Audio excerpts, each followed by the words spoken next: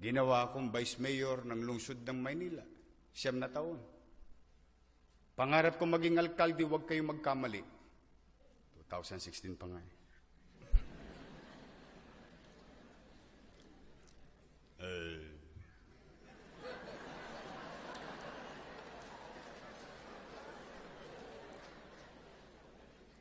But that's water under the bridge.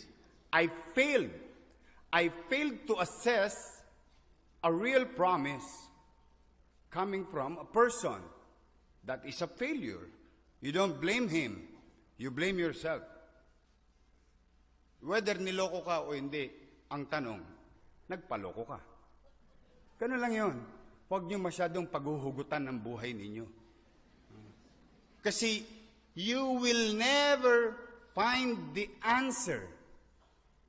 And the only answer is when you fail, you move on.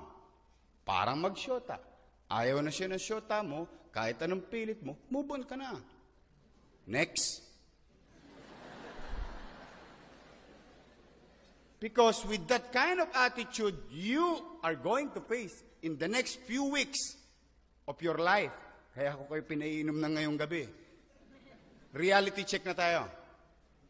In a few days, weeks of your life, being a graduate, you're going to practice your profession. You're going to, you really wanted to economically enrich yourself. Individually. No?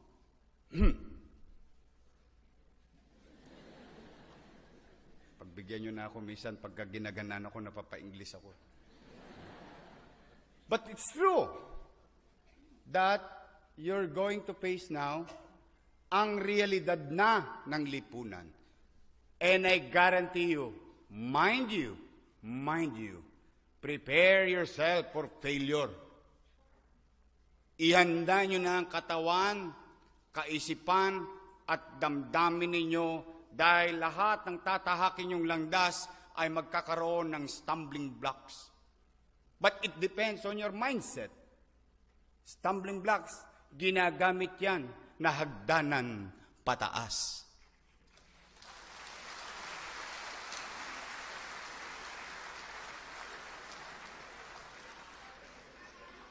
And I believe, one way or another, we have so many reasons in our life.